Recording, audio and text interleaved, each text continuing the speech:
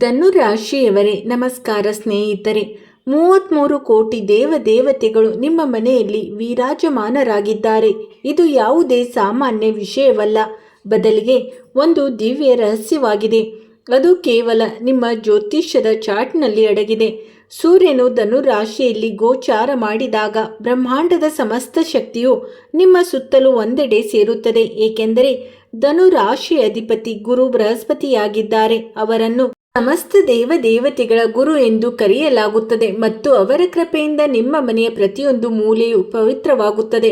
33 ಕೋಟಿ ದೇವತೆಗಳು ಎಂದರೆ 33 ಬಗೆಯ ದಿವ್ಯ ಶಕ್ತಿಗಳು. ಅವುಗಳಲ್ಲಿ 12 ಆದಿತ್ಯರು ಬೆಳಕಿನ ದೇವತೆಗಳಾಗಿದ್ದಾರೆ, 8 ವಾಸ್ತು ದೇವತೆಗಳ ಅಧಿಪತಿಗಳಾಗಿದ್ದಾರೆ, ರುದ್ರ ವಿನಾಶ ಮತ್ತು ಪೂರ್ಣ ನಿರ್ಮಾಣದ ದೇವತೆಗಳಾಗಿದ್ದಾರೆ, ಹಾಗೂ 2 ಅಶ್ವಿನಿ ಕುಮಾರರು ಆರೋಗ್ಯದ ದೇವತೆಗಳಾಗಿದ್ದಾರೆ. ಎಲ್ಲರೂ ಸೇರಿ ನಿಮ್ಮ ಮನೆಯ ಪ್ರತಿಯೊಂದು ಮೂಲೆಯನ್ನು ರಕ್ಷಿಸುತ್ತಿದ್ದಾರೆ ಮತ್ತು ನಿಮ್ಮ ಪ್ರತಿಯೊಂದು ಮನೋಕಾಮನೆಯನ್ನು ಪೂರೈಸಲು ಸದಾ ಸಿದ್ಧರಾಗಿರುತ್ತಾರೆ.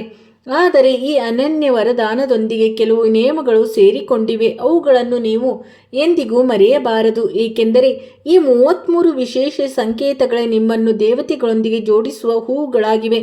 ಮೊದಲ ಸಂಕೇತ, ನಿಮ್ಮ ಮನೆಯ ಈಶಾನ್ಯ ದಿಕ್ಕಿನಲ್ಲಿ ಒಂದು ಅಖಂಡ ದೀಪ ಉರಿಯುತ್ತಿರಬೇಕು, ಏಕೆಂದರೆ ಈ ಸ್ಥಳವನ್ನು ಈಶಕೋಣ ಎಂದು ಕರೆಯಲಾಗುತ್ತದೆ ಮತ್ತು ಇಲ್ಲಿ ಸ್ವತಃ ಶಿವ ಭಗವಂತನು ವಿರಾಜಮಾನನಾಗಿದ್ದಾನೆ. ಒಂದು ವೇಳೆ ಈ ದೀಪವು ಎಂದಾದರೂ ನಂದಿ ಹೋದರೆ ನೀವು ತಿಳಿಯದೆ ದೇವತೆಗಳಿಗೆ ಅಪಮಾನ ಮಾಡಿದ್ದೀರಿ ಎಂದು ಅರ್ಥ ಮಾಡಿಕೊಳ್ಳಿ. ಆದ್ದರಿಂದ ಪ್ರತಿದಿನ ಬೆಳಗ್ಗೆ ಮತ್ತು ಸಂಜೆ ತುಪ್ಪದ ದೀಪವನ್ನು ಅಥವಾ ಎಣ್ಣೆ ದೀಪವನ್ನು ಹಚ್ಚಿ ಮತ್ತು ಅದನ್ನು ನಂದಲು ಬಿಡಬೇಡಿ. ಎರಡನೆಯ ಸಂಕೇತ, ನಿಮ್ಮ ಮುಖ್ಯ ದ್ವಾರದಲ್ಲಿ ತುಳಸಿ ಗಿಡವಿರಬೇಕು, ಏಕೆಂದರೆ ತುಳಸಿಯಲ್ಲಿ ಸಮಸ್ತ 33 ಕೋಟಿ ದೇವತೆಗಳ ವಾಸವಿರುತ್ತದೆ ಮತ್ತು ಅದು ನಿಮ್ಮ ಮನೆಯಲ್ಲಿ ಸಕಾರಾತ್ಮಕ ಶಕ್ತಿಯನ್ನು ಹರಿಸುತ್ತದೆ.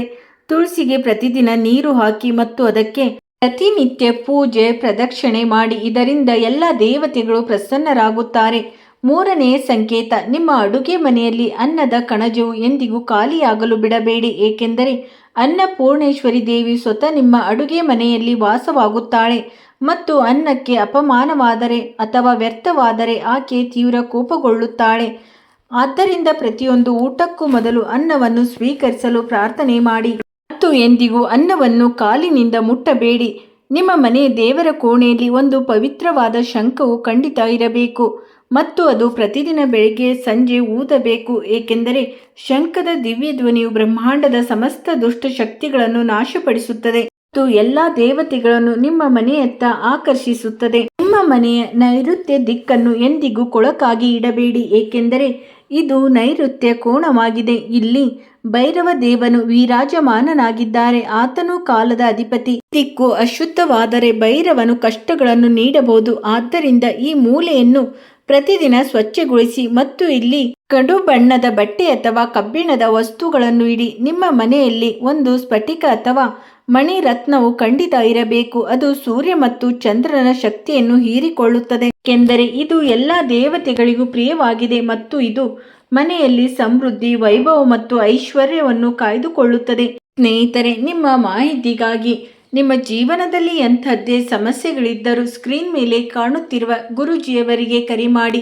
ಗುರೂಜಿಯವರು ವಿದ್ಯೆ, ಉದ್ಯೋಗ, ವ್ಯಾಪಾರ, ಗಂಡ ಹೆಂಡತಿ ಕಲಹ, ಅತ್ತೆ ಸೊಸೆ ಕಲಹ, ಮದುವೆ ವಿಳಂಬ, ಸಂತಾನ ಸಮಸ್ಯೆ, ಶತ್ರು ಕಾಟ, ವಶೀಕರಣ, ನಿಮ್ಮ ಯಾವುದೇ ಸಮಸ್ಯೆಗಳಿದ್ದರೂ ತುಳುನಾಡಿನ ದೈವಾರಾಧನೆಯಿಂದ ಹಾಗೂ ಶ್ರೀ ಸಾಯಿಬಾಬಾ ದೈವಿಕ ಶಕ್ತಿಯಿಂದ ಶೀಘ್ರ ಶಾಶ್ವತ ಪರಿಹಾರ ಮಾಡಿಕೊಡುತ್ತಾರೆ. ಸ್ನೇಹಿತರೆ, ನಿಮ್ಮ ಮನೆಯ ಪ್ರತಿಯೊಂದು ಕೋಣೆಯಲ್ಲೂ ಒಂದು ಗಂಟೆಯನ್ನು ತೂಗಿ ಹಾಕಿ ಮತ್ತು ಬೆಳಗ್ಗೆ ಎದ್ದು ಎಲ್ಲ ಗಂಟೆಗಳನ್ನು ಬಾರಿಸಿ, ಏಕೆಂದರೆ ಗಂಟೆಯ ಧ್ವನಿಯಿಂದ ನಕಾರಾತ್ಮಕ ತರಂಗಗಳು ನಾಶವಾಗುತ್ತವೆ ಮತ್ತು ದೇವತೆಗಳು ಪ್ರಸನ್ನರಾಗುತ್ತಾರೆ. ಪ್ರತಿದಿನ ಮುಂಜಾನೆ ಗಾಯತ್ರಿ ಮಂತ್ರವನ್ನು ಕನಿಷ್ಠ 11 ಬಾರಿಯಾದರೂ ಜಪಿಸಬೇಕು, ಏಕೆಂದರೆ ಗಾಯತ್ರಿ ಮಂತ್ರದಲ್ಲಿ ಸಮಸ್ತ 33 ಕೋಟಿ ದೇವತೆಗಳ ಶಕ್ತಿಯು ಅಡಗಿದೆ ಮತ್ತು ಈ ಮಂತ್ರವು ನಿಮ್ಮ ಇಡೀ ಮನೆಯನ್ನು ದಿವ್ಯ ತೇಜಸ್ಸಿನಿಂದ ತುಂಬಿಬಿಡುತ್ತದೆ. ನಿಮ್ಮ ಮನೆಯ ಚಾವಣಿಯ ಮೇಲೆ ಒಂದು ಧ್ವಜ ಅಥವಾ ಪತಾಕೆ ಹಾರಾಡುತ್ತಿರಬೇಕು, ಏಕೆಂದರೆ ಇದು ಇಲ್ಲಿ ದಿವ್ಯ ಜೀವಿಗಳು ವಾಸಿಸುತ್ತಿದ್ದಾರೆ ಎಂದು ದೇವತೆಗಳಿಗೆ ಸಂಕೇತ ನೀಡುತ್ತದೆ ಮತ್ತು ಅವರು ನಿಮ್ಮ ಮನೆಯತ್ತ ಆಕರ್ಷಿತರಾಗುತ್ತಾರೆ. 11ನೇ ಸಂಕೇತ, ನೀವು ಪ್ರತಿದಿನ ಸಂಜೆಯ ಸಮಯದಲ್ಲಿ ನಿಮ್ಮ ಮನೆಯ ದೇವರ ಕೋಣೆಯಲ್ಲಿ ಧೂಪ, ಅಗರಬತ್ತಿ ಅಥವಾ ದೀಪವನ್ನು ಖಂಡಿತವಾಗಿಯೂ ಹಚ್ಚಬೇಕು, ಏಕೆಂದರೆ ಧೂಪದ ಸುಗಂಧವು ದೇವತೆಗಳಿಗೆ ಅತ್ಯಂತ ಪ್ರಿಯವಾಗಿದೆ ಮತ್ತು ಅವರು ಈ ಸುಗಂಧಕ್ಕೆ ಆಕರ್ಷಿತರಾಗಿ ನಿಮ್ಮ ಮನೆಯಲ್ಲಿ ನೆಲೆಸಲು ಬರುತ್ತಾರೆ. ನಿಮ್ಮ ಮನೆಯ ಎಲ್ಲ ಕಿಟಕಿಗಳನ್ನು ಪ್ರತಿದಿನ ಸ್ವಲ್ಪ ಸಮಯದವರೆಗೆ ತೆರೆದಿಡಿ. ಇದರಿಂದ ಸೂರ್ಯನ ಬೆಳಕು ಮತ್ತು ತಾಜಾ ಗಾಳಿಯು ಪ್ರತಿಯೊಂದು ಮೂಲೆಗೂ ಪ್ರವೇಶಿಸಲು ಸಾಧ್ಯವಾಗುತ್ತದೆ. ಎಂದರೆ ಸೂರ್ಯನು 12 ಆದಿತ್ಯರ ಅಧಿಪತಿಯಾಗಿದ್ದಾನೆ ಮತ್ತು ಆತನ ಬೆಳಕು ನಿಮ್ಮ ಮನೆಯಲ್ಲಿ ಸಕಾರಾತ್ಮಕತೆಯನ್ನು ತರುತ್ತದೆ. ನಿಮ್ಮ ಮನೆಯ ದೇವರ ಕೋಣೆಯಲ್ಲಿ ಯಾವಾಗಲೂ ಒಂದು ತೆಂಗಿನಕಾಯಿಯನ್ನು ಇಟ್ಟಿರಬೇಕು. ಅದು ಗಟ್ಟಿಯಾದ ಮತ್ತು ಸುಂದರವಾಗಿರಲಿ, ಏಕೆಂದರೆ ತೆಂಗಿನಕಾಯಿಯು ಬ್ರಹ್ಮಾಂಡದ ಶಕ್ತಿಯ ಸಂಕೇತವಾಗಿದೆ ಮತ್ತು ಇದು ಎಲ್ಲ ದೇವತೆಗಳಿಗೆ ಅರ್ಪಿತವಾಗುತ್ತದೆ. ನಿಮ್ಮ ಮನೆಯ ಕೈತೋಟ ಅಥವಾ ಬಾಲ್ಕನಿಯಲ್ಲಿ ಸದಾ ಹೂವಿನ ಗಿಡಗಳನ್ನು ನೆಟ್ಟಿರಬೇಕು, ವಿಶೇಷವಾಗಿ ಗುಲಾಬಿ, ಮಲ್ಲಿಗೆ ಮತ್ತು ಚೆಂಡು ಹೂವು, ಏಕೆಂದರೆ ಹೂವುಗಳು ದೇವತೆಗಳ ಪೂಜೆಯಲ್ಲಿ ಅತ್ಯಂತ ಪ್ರಮುಖವಾಗಿವೆ ಮತ್ತು ಅವುಗಳ ಸುಗಂಧದಿಂದ ಅವರು ಪ್ರಸನ್ನರಾಗುತ್ತಾರೆ. ನಿಮ್ಮ ಮನೆಯಲ್ಲಿ ಪೊರಕೆಯನ್ನು ಎಂದಿಗೂ ಕಾಲಿನಿಂದ ಮುಟ್ಟಬಾರದು ಮತ್ತು ಅದನ್ನು ತಲೆ ಕೆಳಗಾಗಿ ಇಡಬಾರದು, ಏಕೆಂದರೆ ಪೊರಕೆಯಲ್ಲಿ ಲಕ್ಷ್ಮೀ ದೇವಿಯ ವಾಸವಿರುತ್ತದೆ ಮತ್ತು ಲಕ್ಷ್ಮೀ ದೇವಿಗೆ ಅಪಮಾನವಾದರೆ ಧನ ಸಮೃದ್ಧಿಯು ನಾಶವಾಗುತ್ತದೆ. ಪೊರಕೆಯನ್ನು ಯಾವಾಗಲೂ ನೆಟ್ಟಗೆ ಮತ್ತು ಸ್ವಚ್ಛವಾದ ಸ್ಥಳದಲ್ಲಿ ಇಡಿ. ನಿಮ್ಮ ಮನೆಯ ಗೋಡೆಗಳ ಮೇಲೆ ದೇವತೆಗಳ ಸುಂದರವಾದ ಚಿತ್ರಗಳನ್ನು ಅಥವಾ ಪೋಸ್ಟರ್ಗಳು ಇರಬೇಕು, ಏಕೆಂದರೆ ಈ ಚಿತ್ರಗಳು ದಿವ್ಯ ಕಂಪನವನ್ನು ಉಂಟುಮಾಡುತ್ತವೆ ಮತ್ತು ಇಡೀ ಮನೆಯಲ್ಲಿ ಸಕಾರಾತ್ಮಕ ಶಕ್ತಿಯನ್ನು ಹರಿಸುತ್ತವೆ. ಕಳಶ ಅಥವಾ ಸಣ್ಣ ಪಾತ್ರೆಯಲ್ಲಿ ಗಂಗಾಜಲವನ್ನು ಖಂಡಿತವಾಗಿ ಇಟ್ಟುಕೊಳ್ಳಿ. ಅದನ್ನು ಪ್ರತಿದಿನ ಬದಲಾಯಿಸಿ, ಏಕೆಂದರೆ ಗಂಗಾಜಲವು ಪವಿತ್ರವಾಗಿದೆ ಮತ್ತು ಇದರಿಂದ ದೇವತೆಗಳಿಗೆ ಅಭಿಷೇಕ ಮಾಡುವುದರಿಂದ ಅವರು ಅತ್ಯಂತ ಪ್ರಸನ್ನರಾಗುತ್ತಾರೆ. 18ನೇ ಸಂಕೇತವೆಂದರೆ ನಿಮ್ಮ ಮನೆಯ ಹೊರಭಾಗದಲ್ಲಿ ಸ್ವಸ್ತಿಕ ಅಥವಾ ತ್ರಿಶೂಲದ ಗುರುತನ್ನು ಬರೆಯಬೇಕು, ಏಕೆಂದರೆ ಈ ಗುರುತುಗಳು ಸಮೃದ್ಧಿ, ಶುಭ ಮತ್ತು ರಕ್ಷಣೆಯ ಸಂಕೇತಗಳಾಗಿವೆ ಹಾಗೂ ನಕಾರಾತ್ಮಕ ಶಕ್ತಿಗಳು ದೂರವಿಡುತ್ತವೆ. 19ನೇ ಸಂಕೇತ, ನೀವು ಪ್ರತಿಯೊಂದು ಸಂಜೆ ನಿಮ್ಮ ದೇವರ ಕೋಣೆಯಲ್ಲಿ ತುಪ್ಪದ ಒಂದು ವಿಶೇಷ ದೀಪವನ್ನು ಹಚ್ಚಬೇಕು. ಅದು ಕುಟುಂಬದ ಕೊನೆಯ ಸದಸ್ಯನು ಮಲಗುವವರೆಗೂ ಉರಿಯುತ್ತಿರಬೇಕು, ಏಕೆಂದರೆ ದೀಪವು ಅಜ್ಞಾನವನ್ನು ದೂರ ಮಾಡುತ್ತದೆ ಮತ್ತು ಮನೆಯಲ್ಲಿ ಜ್ಞಾನದ ಬೆಳಕನ್ನು ಕಾಯ್ದುಕೊಳ್ಳುತ್ತದೆ. 20ನೇ ಸಂಕೇತ, ನಿಮ್ಮ ಮನೆಯಲ್ಲಿ ನವಿಲು ಗರಿಯನ್ನು ಖಂಡಿತ ಇರಬೇಕು. ಅದನ್ನು ದೇವರ ಕೋಣೆ ಅಥವಾ ಮುಖ್ಯ ದ್ವಾರದಲ್ಲಿ ಇಡಬೇಕು, ಏಕೆಂದರೆ ನವಿಲು ಗರಿಯಲ್ಲಿ ಶ್ರೀಕೃಷ್ಣನ ಕೃಪೆ ಇರುತ್ತದೆ ಮತ್ತು ಇದು ಮನೆಯ ನಕಾರಾತ್ಮಕ ಶಕ್ತಿಯನ್ನು ತಕ್ಷಣವೇ ಕೊನೆಗೊಳಿಸುತ್ತದೆ. ನಿಮ್ಮ ಮನೆಯ ಉತ್ತರ ದಿಕ್ಕಿನಲ್ಲಿ ನೀರಿನ ಯಾವುದಾದರೂ ಒಂದು ಮೂಲೆ ಇರಬೇಕು, ಉದಾಹರಣೆಗೆ ಟ್ಯಾಂಕಿ, ಏಕೆಂದರೆ ಉತ್ತರ ದಿಕ್ಕಿನಲ್ಲಿ ವರುಣ ದೇವನು ವಿರಾಜಮಾನನಾಗಿದ್ದಾನೆ. ಆತನು ನೀರಿನ ಅಧಿಪತಿಯಾಗಿದ್ದಾನೆ ಮತ್ತು ಅವನು ನೀರಿನ ಮೂಲಕವೇ ತನ್ನ ಕೃಪೆಯನ್ನು ಸುರಿಸುತ್ತಾನೆ. ಹೆಬ್ಬಾಗಿಲಿಗೆ ಎಂದಿಗೂ ನಿಂಬೆಹಣ್ಣು ಮತ್ತು ಮೆಣಸಿನಕಾಯಿಯನ್ನು ಕಟ್ಟಬೇಡಿ, ಏಕೆಂದರೆ ಇದೊಂದು ತಾಂತ್ರಿಕ ಕ್ರಿಯೆಯಾಗಿದೆ. ಇದು ಸಾತ್ವಿಕ ದೇವತೆಗಳಿಗೆ ಅಪಮಾನ ಮಾಡುತ್ತದೆ. ಬದಲಿಗೆ ಹೆಬ್ಬಾಗಿಲಿನಲ್ಲಿ ಅರಿಶಿಣ, ಕುಂಕುಮ ಮತ್ತು ಅಕ್ಷತೆಯಿಂದ ಸ್ವಸ್ತಿಕ ಬರೆಯಿರಿ. ನಿಮ್ಮ ದೇವರ ಕೋಣೆ ದೀಪವು ಯಾವಾಗಲೂ ಶುದ್ಧ ಹಸುವಿನ ತುಪ್ಪದಿಂದಲೇ ಉರಿಯಬೇಕು, ಏಕೆಂದರೆ ತುಪ್ಪದ ದಿವ್ಯ ಸುಗಂಧ ಮತ್ತು ಅದರಿಂದ ಹೊರಹೊಮ್ಮುವ ಬೆಳಕು ಅತ್ಯಂತ ಸಾತ್ವಿಕವಾಗಿರುತ್ತದೆ ಮತ್ತು ಎಲ್ಲ ದೇವತೆಗಳನ್ನು ಆಕರ್ಷಿಸುತ್ತದೆ.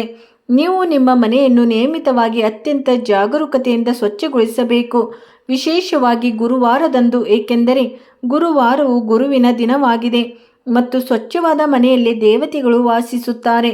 ಒಂದು ಅಖಂಡ ಜ್ಯೋತಿ ಅಥವಾ ಅಗ್ನಿಕುಂಡ ಉರಿಯುತ್ತಿರಲಿ, ಅದು 24 ಗಂಟೆಗಳ ಕಾಲ ನಂದದಿರಲಿ, ಏಕೆಂದರೆ ಈ ಅಖಂಡ ಜ್ಯೋತಿಯು ನಿಮ್ಮ ಮನೆಯ ಎಲ್ಲ ರೀತಿಯ ಆಪತ್ತುಗಳಿಂದ ರಕ್ಷಿಸುತ್ತದೆ ಮತ್ತು ದಿವ್ಯ ರಕ್ಷಣೆ ಕವಚದಂತೆ ಕೆಲಸ ಮಾಡುತ್ತದೆ. ನೀವು ಪ್ರತಿದಿನ ರಾತ್ರಿ ಮಲಗುವಾಗ ವಿಷ್ಣು ಸಹಸ್ರನಾಮ ಅಥವಾ ವಿಷ್ಣುವಿನ 108 ನಾಮಗಳನ್ನು ಜಪಿಸಬೇಕು ಅಥವಾ ಸ್ಮರಿಸಬೇಕು, ಏಕೆಂದರೆ ವಿಷ್ಣು ಎಲ್ಲ ದೇವತೆಗಳ ಪಾಲಕನಾಗಿದ್ದಾನೆ ಮತ್ತು ಆತನ ಕೃಪೆಯಿಂದ ರಾತ್ರಿ ಯಾವುದೇ ಕೆಟ್ಟ ಕನಸು ಅಥವಾ ನಕಾರಾತ್ಮಕತೆ ಉಂಟಾಗುವುದಿಲ್ಲ. ಪಶ್ಚಿಮ ದಿಕ್ಕಿನಲ್ಲಿ ಎಂದಿಗೂ ಮುಳ್ಳಿನ ಗಿಡಗಳಾದ ಗುಲಾಬಿ ಗಿಡಗಳನ್ನು ನೆಡಬಾರದು, ಏಕೆಂದರೆ ಇವು ದೇವತೆಗಳಿಗೆ ತಿಳಿಯದೆ ಅಡಚಣೆಯನ್ನು ಉಂಟುಮಾಡುತ್ತವೆ ಮತ್ತು ಶಕ್ತಿಯ ಹರಿವನ್ನು ತಡೆಯುತ್ತವೆ. ನಿಮ್ಮ ಮನೆಯ ದೇವರ ಕೋಣೆ ಅಥವಾ ಮುಖ್ಯ ದ್ವಾರದಲ್ಲಿ ಒಂದು ಪವಿತ್ರವಾದ ಕಂಕಣ ಅಥವಾ ಮೌಳಿ ದಾರವನ್ನು ಕಟ್ಟಿರಬೇಕು ಮತ್ತು ಅದನ್ನು ಪ್ರತಿ ಶುಕ್ರವಾರ ಬದಲಾಯಿಸಬೇಕು, ಏಕೆಂದರೆ ಈ ದಾರವು ದೇವತೆಗಳ ಉಪಸ್ಥಿತಿಯ ಸಂಕೇತವಾಗಿದೆ ಮತ್ತು ನಕಾರಾತ್ಮಕ ಶಕ್ತಿಗಳು ಪ್ರವೇಶಿಸದಂತೆ ತಡೆಯುತ್ತದೆ. ನೀವು ಪ್ರತಿದಿನ ಸೂರ್ಯೋದಯದ ಸಮಯದಲ್ಲಿ ನೀರಿಗೆ ಕಪ್ಪು ಎಳ್ಳು, ಅಕ್ಷತೆ ಮತ್ತು ಬೆಲ್ಲವನ್ನು ಹಾಕಿ ಸೂರ್ಯನಿಗೆ ಅರ್ಘ್ಯವನ್ನು ನೀಡಬೇಕು, ಏಕೆಂದರೆ ಈ ಕ್ರಿಯೆಯು ಸಮಸ್ತ ನೀತಿ ದೇವತೆಗಳನ್ನು ಸಂತುಷ್ಟಗೊಳಿಸುತ್ತದೆ ಮತ್ತು ನಿಮಗೆ ಆರೋಗ್ಯ, ಧನ ಹಾಗೂ ಯಶಸ್ಸನ್ನು ನೀಡುತ್ತದೆ. ನಿಮ್ಮ ಮನೆಯ ದಕ್ಷಿಣ ದಿಕ್ಕಿನಲ್ಲಿ ಎಂದಿಗೂ ಶೌಚಾಲಯ ಅಥವಾ ಶೇಖರಣಾ ಕೊಠಡಿಯನ್ನು ನಿರ್ಮಿಸಬಾರದು, ಏಕೆಂದರೆ ದಕ್ಷಿಣ ದಿಕ್ಕು ಯಮರಾಜನ ದಿಕ್ಕಾಗಿದೆ ಮತ್ತು ಅಲ್ಲಿ ಅಶುದ್ಧಿಯಾದರೆ ಯಮನು ಕೋಪಗೊಳ್ಳುತ್ತಾನೆ ಹಾಗೂ ಆಯುಷ್ಯ ಮತ್ತು ಕೀರ್ತಿಯು ನಾಶವಾಗುತ್ತದೆ.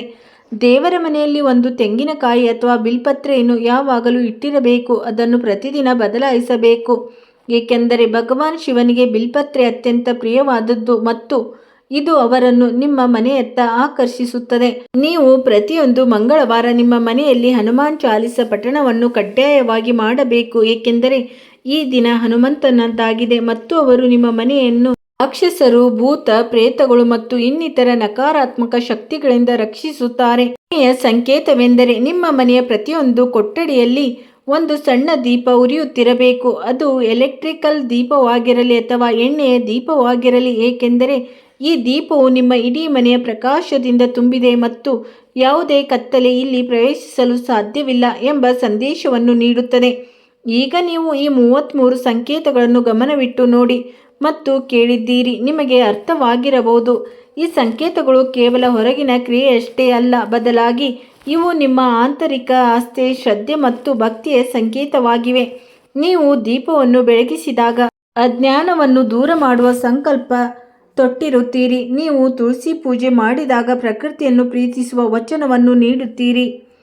ಸ್ನೇಹಿತರೆ, ಇಂದಿಗೆ ಇಷ್ಟೇ. ನಿಮ್ಮ ದಿನ ಶುಭವಾಗಿರಲಿ. ನೀವು ನಿಮ್ಮ ಕಾಳಜಿ ವಹಿಸಿ. ಸ್ನೇಹಿತರೆ, ವಿಡಿಯೋ ನೋಡಿದ್ದಕ್ಕಾಗಿ ಧನ್ಯವಾದಗಳು.